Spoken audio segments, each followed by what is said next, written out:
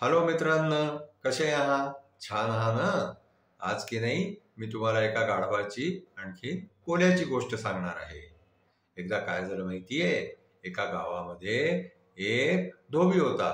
त्या धोब्याकडे एक गाढव होता. त्या गाढवाकडून धोबी दिवसभर खूप काम करवायचा. त्याच्या पाठीवरती खूप सारं सामान लादायचा, आणखी इकडनं तिकडे घेऊन जायचा.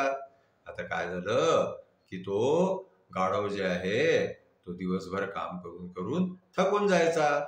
इकडे धोबी जो आहे ना, तो गाढवाकडून काम तर खूप घ्यायचा, पण त्याला खाय प्यायला व्यवस्थित नव्हता देत. म्हणून मग तो गाढव काय करायचा की दिवसभराचं काम संपलं की जवळपासच्या जंगलामध्ये जाऊन जे आहे ते गवत खायचा, झाडांची पानं खायचा. अशा प्रकारे तो आपलं पोट भरायचा. आता हे सगळं करता करता एक दिवस काय झालं माहितीये का? एक दिवस त्याला जंगलामध्ये एक कोल्हा भेटला. तो कोल्हा जो आहे ना, तो त्याला म्हणाला की गाढव दादा, तू जे आहे ते असा गवत खात काय फिरून राहिलेला आहे? चल, मी आज तुला पार्टी देतो. आता तो कोल्हा जो आहे तो गाढवाला घेऊन जे आहे ना, तो टरबुजाच्या शेतामध्ये गेला. टरबुजाच्या शेतांमध्ये खूप सारे टरबूज लागलेले होते. तर त्या कोल्ह्यानी आणखीन गाढवानी दोघांनी मिळून खूप सारे टरबूज खाल्ले. आता गाढवालाही खूप मजा आला.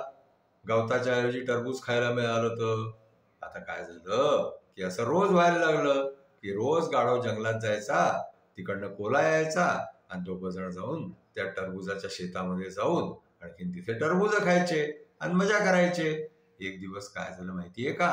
तो गाढव आपल्या मित्राला म्हणाला, कोल्याला, की आता आज जे आहे ना, मी खूप प्रसन्न झालो आहे टरबूज खाऊन खाऊन. आज मी तुला एक गाणं म्हणून दाखवू का? तर कोल्हा म्हणाला, नको बाबा, गाणं वाणं नको म्हणू. तू गाणं म्हटलं आणखीन समजा शेतकऱ्यांनी ऐकून घेतलं तर तो येऊन जाईल आणि आपल्याला मारेले, आपल्याला पळवून दिले. पण गाढवानी काही ऐकलं नाही. गाढव तो शेवटी गाढवच. तो गाढव जो आहे तो आपल्या भस्साड्या आवाजामध्ये जोराजोराने गाणं म्हणायला लागला. आता काय झालं की जेव्हा तो जोराजोराने गाणं म्हणायला लागला तर तेवढ्यामध्ये तर कोल्हा जो आहे ना, तो हुशार होता. तर तो कोल्हा तिथनं पळून गेला. आणखीन हा गाढव जो आहे हा गाणंच म्हणत राहिला. आता या गाढवाचं गाणं ऐकून जे आहे ना, त्या शेताचा जो मालक होता ना, शेतकरी, तो आला दंडा घेऊन. आणखीन त्यांनी त्या गाढवाला खूप बडवलं, खूप मारलं दंड्याने त्याला. आता तो गाढव जो आहे तो विचार करत लागला, अरे आपण आपल्या मित्राचं ऐकलं असतं तर ही वेळ नसती आली. पण आता काय झालं की गाढव धावून राहिला होता. पुढे पुढे गाढव, मागे मागे शेतकरी. जाता जाता जाता शेवटी तो शेतकरी कंटाळला. आणखी गाढव धावत धावत जे आहे ते आपल्या मालकाकडे पोहोचला.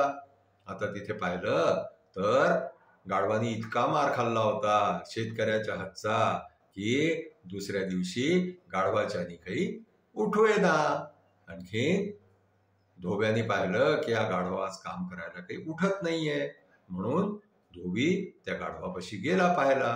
त्यांनी पाहिलं की गाढवाच्या अंगावरती खूप ठिकाणी जे आहे ते दंड्याचे वळ आलेले होते आणि त्याला कोणीतरी खूप मारलं होतं.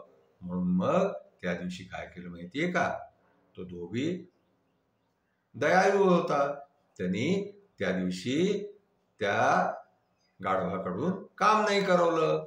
आणखीन त्याला जे आहे ते व्यवस्थित खाय प्यायला दिलं. आता काय झालं की मग रात्री गाढवानी जंगलात खायला प्यायला जाणं सोडून दिलं. आणखीन तिकडे त्या धोब्यालाही कळून चुकलं की अरे, आपण याला व्यवस्थित खाय प्यायला देत नाही, म्हणून हा रात्री जंगलात गेला आणि तिथे कोणीतरी याला मारलं. म्हणून मग दुसऱ्या दिवशी बसून तो धोबी त्याला व्यवस्थित खायला द्यायला लागला. अशा प्रकारे जे आहे ते गाढवाचं जीवन जे आहे ना, त्या गाढवाचं आयुष्य ठीक होऊन गेलं आणि तो दिवसभर मेहनत करायचा, धोबी त्याला बढिया खायला द्यायचा. अशा प्रकारे तो धोब्याची सेवा करत राहिला. आजची आपली गोष्ट जी आहे ती इथेच संपली. तुम्हाला आमची गोष्ट आवडली असल्यास तुम्ही आमच्या गोष्टीला लाईक करा, शेअर करा, आमच्या चॅनलला सबस्क्राईब करा.